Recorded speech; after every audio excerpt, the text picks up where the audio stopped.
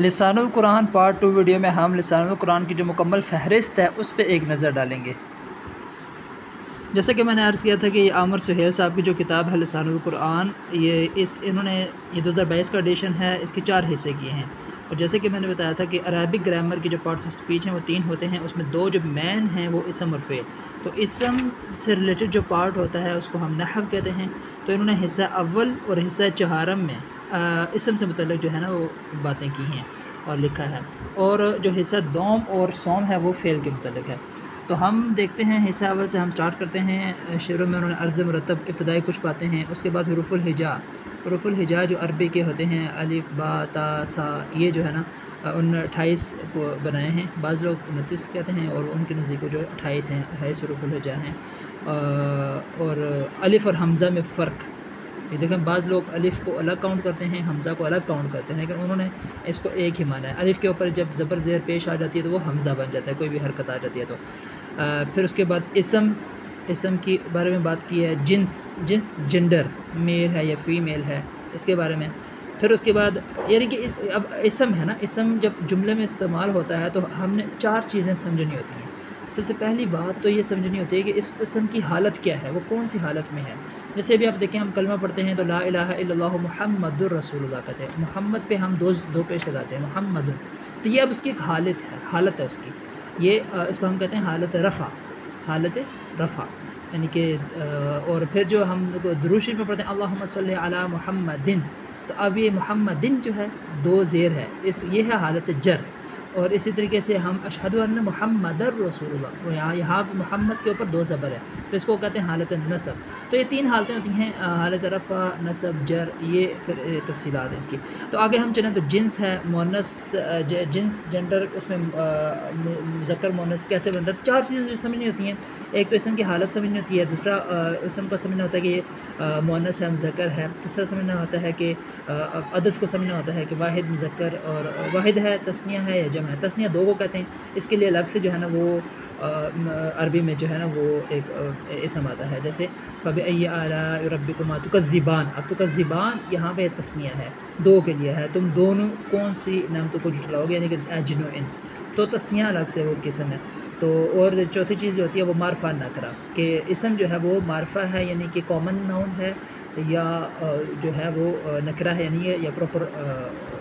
معرفہ یا proper noun ہے، یا وہ نکرہ ہے کامن ناؤن ہے۔ جیسے رجل یعنی کوئی بھی مرد ہو سکتا ہے، یہ جو ہے وہ نکرہ ہے اور کامن ناؤن ہے، کسی بھی شخص کے لیے استعمال ہو سکتا ہے۔ اور الرجل جب ہم کہیں گے الف لام لگائیں گے تو وہ معرفہ بن جائے گا۔ تو یہ چیزیں ہیں۔ تو شروع میں انہوں نے اس کو ڈسکس کیا اسم، پھر جنس کو ڈسکس کیا، جنس میں مؤنث کی اقسام، مؤنث لفظی کی اقسام اور مؤنث سماعی کے چند گروپ ہیں۔ پھر اس کے بعد عدد ہے، پھر اس کا مثنیٰ بنانے کا طریقہ، تثنیہ بنانے کا طریقہ کیا ہے، جمع ہے، جمع سالم بنانے کا طریقہ، جمع مکسر، وسعت، اعراب، واحد مذکر المؤنث اسماء کا اعراب، مثنیٰ مذکر مؤنث اسماء کا اعراب، جمع سالم مذکر اسماء کا اعراب، جمع سالم مؤنث اسماء کا اعراب، اور جمع مکسر مذکر اور مؤنث اسماء کا اعراب، معرب اور مبنی اسماء، مرکبات، مرکب ناقص، مرکب تام، جملہ اسمیہ، مبتدا اور خبر کے قواعد، معرف باللام بطور مبتدا، اسماء اشارہ بطور مبتدا، اسماء اشارہ، ضمائر بطور مبتدا، ضمائر حالت رفع میں، ضمائر حالت نصب اور جر میں، مرکب توصیفی بنانے کا قاعدہ، مرکب اشاری بنانے کا طریقہ، مرکب اضافی بنانے کا طریقہ، مضاف کے قواعد، مضاف الیہ کے قواعد، مرکب اضافی میں ضمائر کا استعمال، واحد مذکر غائب کی ضمیر یعنی ہو، واحد متکلم کی ضمیر یعنی یا، پیچیدہ مرکب اضافی، مرکب جاری، جملہ اسمیہ میں مرکبات کا استعمال، جملہ اسمیہ میں متعلق، جملہ اسمیہ میں تاکید پیدا کرنا، جملہ اسمیہ کو نفی بنانا، لا نفی جنس، حرف ندا، جملہ اسمیہ کو سوالیہ بنانا، اسماء استفہام، اسماء موصولہ۔ یہ سارے جو ہو گئے اسم سے ریلیٹڈ جو باتیں ہوں گی ساری، اسم کو واحد کیسے سنگل آؤٹ کیسے استعمال کرنا ہے، مرکب میں کیسے استعمال کرنا ہے، یہ ساری یہ ہو گیا حصہ اول۔ اس میں کچھ جو باتیں رہیں گی انہوں نے حصہ چہارم جو اینڈ والا حصہ اس میں مکمل کر دیا ہے۔ اب حصہ دوم سے شروع ہوتا ہے فعل، جس کو انگلش میں کہتے ہیں ورب، اسم کو کہتے ہیں ناؤن۔ تو اب ورب کے متعلق جو ہے نا باتیں دیکھیں، سب سے پہلے فعل، پھر مادہ اور وزن کا مفہوم، فعل ماضی اور جملہ فعلیہ فاعل کا استعمال، پھر جملہ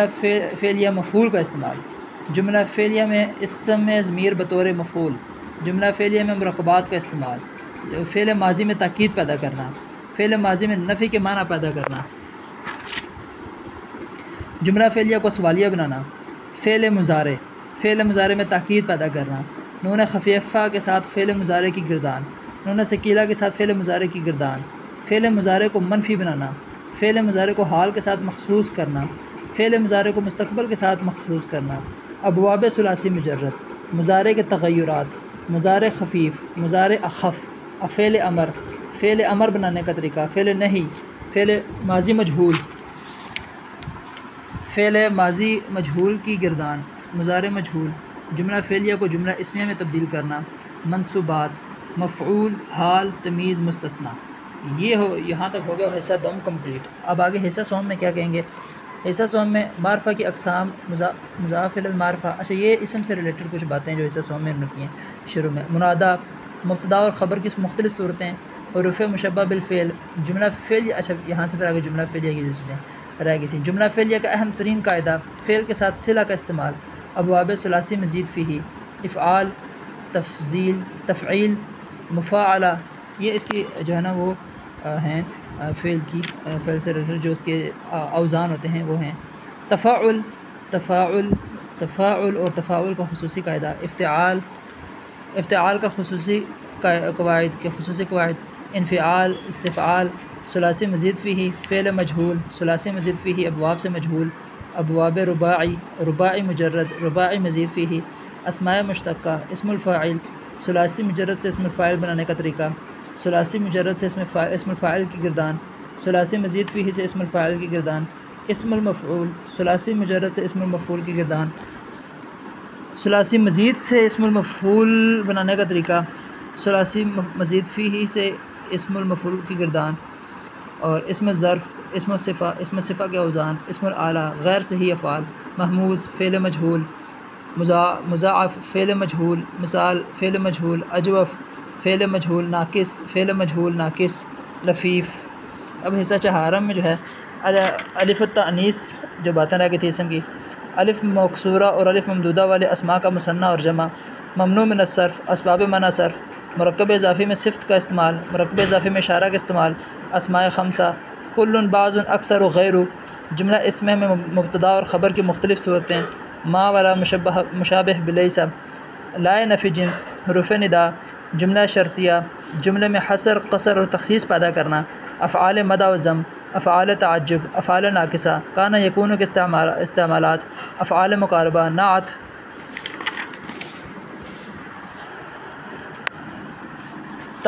توکید یا تاکید،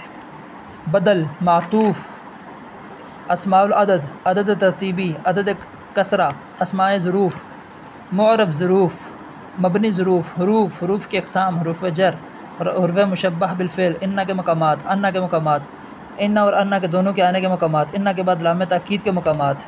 ان مخففہ، ان مخففہ، حروف تنبیہ، حروف ایجاب، حروف زیادہ، حروف تفسیر، حروف مصدر، حروف تحزیز، حروف توقع، حروف استفہام، حروف شرط، حروف ردع، تانیث سے ساکنہ، تنوین، تاکید کے دو